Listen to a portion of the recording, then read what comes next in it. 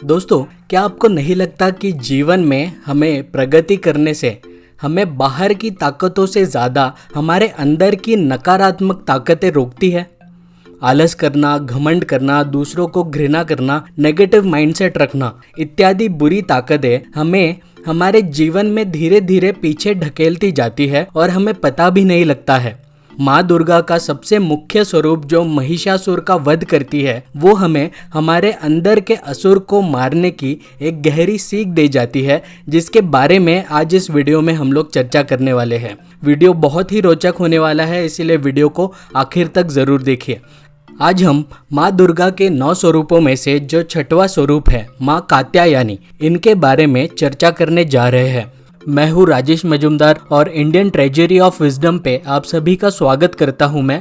तो सीधे चलते हैं सिंबल्स के सेगमेंट में और पता लगाते हैं कि सिंबल्स में क्या दिखता है।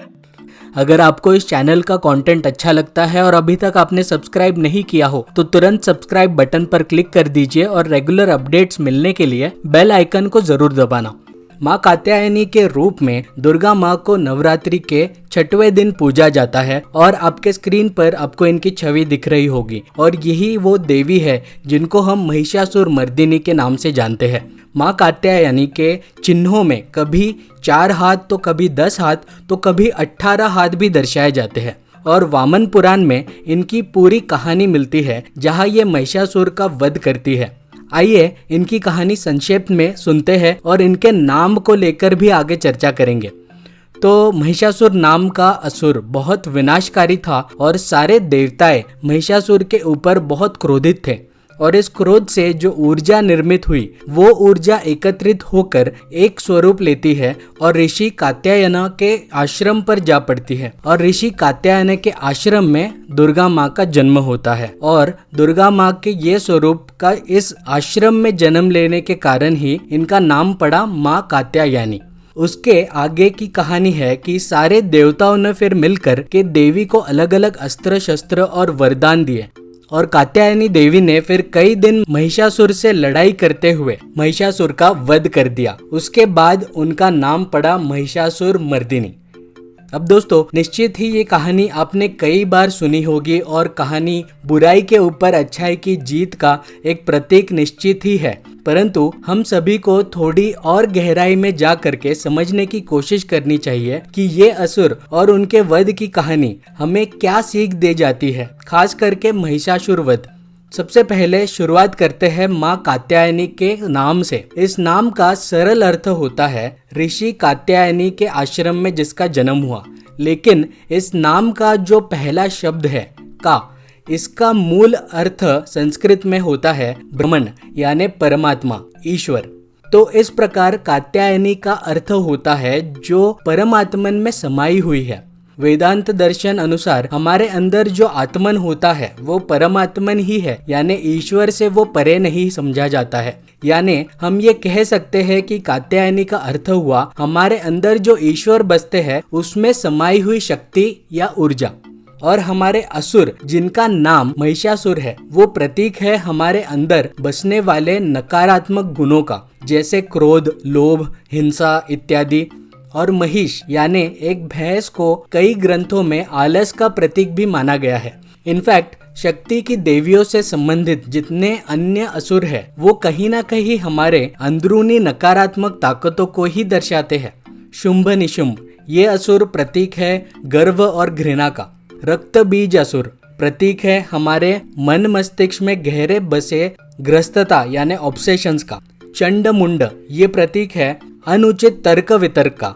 और धूम्रलोचन असुर ये प्रतीक है विकृति का, कमजोर दृष्टिकोण का। आपको इनके संस्कृत नामों में से इनका भाव समझ में आ रहा होगा। ये असुर हमारे भीतर छिपे हुए अस्थिर नकारात्मक ऊर्जा ही है जिनको हम परमात्मन में बसने वाली सकारात्मक ऊर्जा से नष्ट कर सकते हैं। और इसी की सीख हमें माँ कात्यायनी यानी महिषासुर मर्दिनी के स्वरूप में मिलता है। दोस्तों, हर हफ्ते रविवार को मैं और इस चैनल के कुछ सब्सक्राइबर्स मिलकर भगवत गीता के श्लोकों पर समालोचना करते हैं और हर श्लोक को बहुत ही प्रैक्टिकल और लॉजिकल तरीके से समझने की कोशिश करते हैं। भगवत गीता के वीकली सेशंस में मेरे साथ अगर आपको जुड़ना है तो तुरंत डिस्क्रिप्शन में दिए गए गूगल फॉर्म को फिलअप कर दीजिए। महिषासुर का वध करना क्या दर्शाता है ये तो आपको समझ में आ गया, पर सबसे जरूरी बात कि कैसे हमें हमारे अंदर के महिषासुर को मारना है, उसका प्रैक्टिकल सॉल्यूशन हमें मिलता है हमारी कहानी में से जो हमने आपको सुनाई। ठीक जिस प्रकार सारे देवताओं ने एकजुट होकर के अपने सब की ऊर्जा को एकजुट किया, ठीक उसी प्रकार हमें हमारे मन में चल रहे विभिन्न प्रकार के मनन चिंतन को एकाग्र करते हुए ध्यान केंद्रित करना चाहिए कि हम किन चीजों का संग्रह कर हमारे अंदर पल रहे नकारात्मकता का विनाश कर सकते हैं। ठीक जैसे देवताओं ने किया माँ कात्यायनी के हाथ में विभिन्न प्रकार के अस्त्र और शस्त्र दे करके। उदाहरणतः अगर आप आलसी हो तो आपने मनन चिंतन कर ध्यान कर उन बातों को ढूंढना चाहिए जिन बातों के वजह से आपका ध्यान भटकता है और आप आलसी बनते हो। आपका ध्यान केंद्रित करने के लिए आपको क्या करना चाहिए? आपको किताबें पढ़कर मेडिटेट करना चाहिए या किसी अन्य वस्तु का उपयोग करना चाहिए आपके आलस को मिटाने के लिए। आप अपने काम में मन लगा सकते हो उसके बाद और आलस को भगा दे सकते हो उन शस्त्रों का इस्तेमाल करते हुए। दुर्गा माँ जैसा बल आपके अंदर ही छुपा हुआ होता है आपके अंदर के असुर का विनाश करने के लिए, और माँ कात्यायनी इसी पोटेंशियल और बल का अनुभव आपको करने के लिए प्रोत्साहन देती है। माँ कात्यायनी के नाम का अर्थ असुरों की रूपकता और उनसे जुड़ी हुई कहानियाँ जिसमें महिषासुर का वध हुआ, ये हमें गहरी सीख दे जाती है कि किस प्रकार अगर जीवन में हमें सक्षमता से आगे बढ़ना है और उन्नति की ओर हमें सही से चलना है, सफल होना है, तो हमें हमारे अंदर के असुरों का विनाश करना ही होगा और उन नकारात्मक शक्तियों पर जीत हासिल करनी होगी जिनके कारण हम आज इतने पीछे रह गए हैं जीवन में। आने वाले वीडियोस में हम दुर्गा माँ के अन्य स्वरूपों के बारे में भी इसी प्रकार से रोचक तरीके से चर्चा करेंगे। दोस्तों, अगर आप इस चैनल के कंटेंट को पसंद करते हो और वीडियो टॉपिक्स के रिसर्च में मदद करना चाहते हो तो इस चैनल को फाइनेंशियली सपोर्ट करने के बारे में जरूर सोचें। वन टाइम कंट्रीब्यूट करने के लिए इस नंबर पे आप गूगल पे कर सकते हो और हमारा UPI ID है ITW@IDBI, जहां आप किसी भी मनी ट्रांसफरिंग ऐप से ट्रांसफर कर सकते हो। आप हमें फेसबुक और इंस्टाग्राम पर भी फॉलो कर सकते हो। वीडियो पे नीचे कमेंट करके बताएं आपको वीडियो कैसा लगा। वीडियो को लाइक कर दे और ज्यादा से ज्यादा शेयर करें, और चैनल को अभी तक आपने सब्सक्राइब नहीं किया हो तो कर दीजिए और बेल आइकन को दबाना ना भूलना ताकि आपको रेगुलर अपडेट्स मिलते रहे।